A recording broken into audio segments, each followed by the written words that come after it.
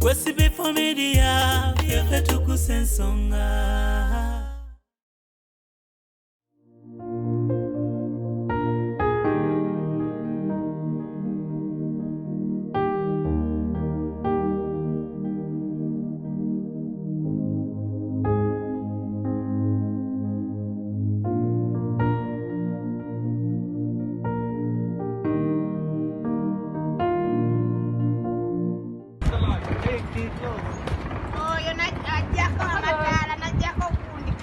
This girl here, if you know this girl here, you come and pick her.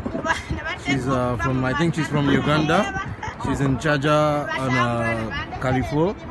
Then now she's talking she's out of her senses. So if you are from Uganda or Kenya, you know her. You can contact her. You can contact you can come Chaja Nada and know if you can locate her. She's in Alakan, California side. So I think she's you should help her in any way you can get her contact. Please, you guys should see her this. As I'm seeing it, she's in Chaja, UAE. So you guys should help her. Help her out. Muzukuru wa kabajja omugeyese bunya. Tuliko SB4 Media Tuggussa Enssonga. Naganti guno mwaka mpya. Enkuba mpya. Tujobanga tubesinze nnyo ku bannyinaffe abali mu nsi z'abawalabu eyo. Bayita mu kutulugunyizibwa kungi. Bafuna ebizibu bingi ate nga kuyambibwa ko kubeera kutono. Naye ngaffe tuyinza okuba nga tusobodde okuyamba. Naye bulawe kasatu kasuka eddoboozi mu bantu. Oba oli awo mwetufunira ate abo bagenda okubeera nga batuyamba. Nga tuvudde wakati nnyo ku mboozi ey'aba Arubab. Emboozi mpanvu nnyo era kati twakakola episodes ziweredde ddala 3. Tugenda kubanga tutembooze banja bagyesunze beebuuza tugita ddi. Tukyakuŋŋaanya obujulizi nga bungi obusinga obungi tubufunye tujja kugiteramu episodes. Mumanye wa Uganda weeraga, wa Uganda wetutuuse, wa munnayuganda ayinza okuba nga abadde ssenga oba mamawo wava mu Uganda n'atuuka mu Dubai omwo. Kiki kyafuuka okyebuuza nti Uganda tuddawa. Tujja kutambooza mu episodes era tuna episodes effe kasa zinaggwako twagala tuweereze ddala episodes 10 weziwera katuzita tusobola okubulamukkaawo naye sula zijja kuba nga zikuyamba. So nga tuvuddeyokko waliwo akatambi akatambula ke bampereza nangamba SB4 bambi tunoonyeze ku famire y'omuntu oyo oba ku bantu abamumanyi. Mwana muwala ono yafunamu obuzibu ku bwongo era nga otwogerera ali akasasiro oba takyalina kyakukola. Naye nga mwana muwala ono katambyako nga wokalengera ali mu ggwanga ly'e Dubai mu kitundu kye bayita Saudi Al-Nada awo nga ku California abayita mu Saudi omwo musobola okulaba mwana muwala oyo. So Munnayuganda mu Saudi mujjudde mu Bannayuganda bangi abasuubuzi abakolerayo emirimu. Bwe mugenda ku side za California mujja kusangawo omwana oyo. So fakati amazeewo ennaku nga 3. Mumusangawo mumuyambe Bannayuganda tuyiga okweyagaliza tumuyambe. Naye gwe nalabya akatambi kano mbadde nsaba nti wokasisinkana akatambi kano kasheyalinge paka tunafuna famire ya mwana muwala ono tulabe tumuyambye tutya. Gwe womusanga ng'oli Munnayuganda ng'oli mu Saudi omwo mutwaleko mu ddwaliro oba oli awo eddwaliro liyinza okutuyambako. So tutambuza akatambi kano mwana muwala tunakyo kyanoonyereza amannya ge tetunnagafuna naye kitwadde ate essanyu nti ate n'abawalabu batugoberera era akatambi kano muwalabu yakampeereza.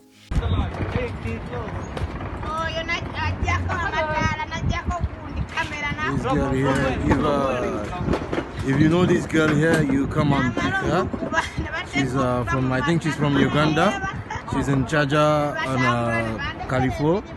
Then now she's talking she's out of her senses.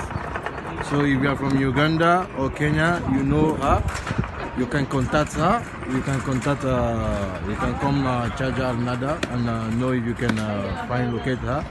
She's in Alakan, Carrefour side.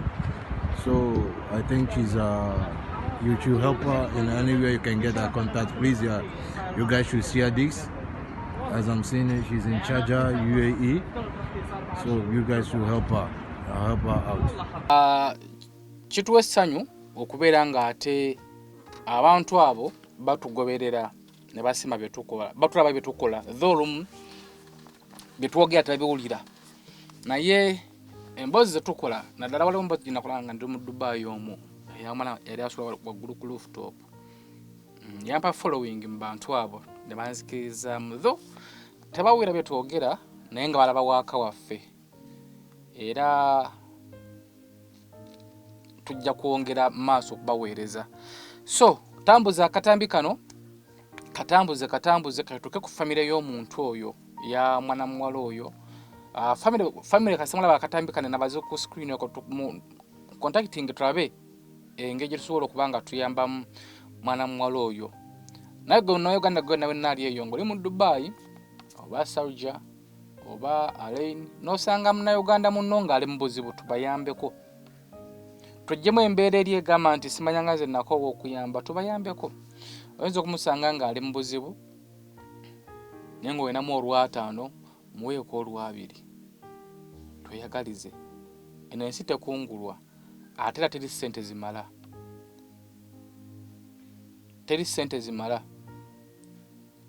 walaba balubabu bakuba bulaaka nakuba emitwalo n'emitwalo waite ennaku 3 era n'omusanga ku kikubo so tweyagalize teri ssente emala osanga n'Uganda nga ali mu buzibu ng'olinamu muweeko empeera yegenda kubeera mu ggulu tokolerera kusiimibwa tokolerera kusasulwa wabula kolerera empeera yo kubanga yo eri mu ggulu tusharinga katambi ako baganda bange tukashayalinge nze muzukulu wa Kabajja omugese bunya SB4 Media Tuggussa Enssonga.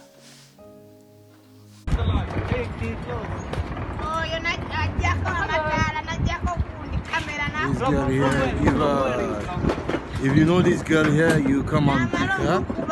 She's from, I think she's from Uganda. She's in Chaja and Carrefour. Then now she's she's out of her senses. So if you are from Uganda or Kenya, you know her, you can contact her. You can come Chaja Nada and know if you can locate her. She's in Alakan, Carrefour side. So I think she's you should help her in any way you can get her contact. Please, you guys should share this. As I'm seeing it, she's in Chaja, UAE. So you guys should help her out.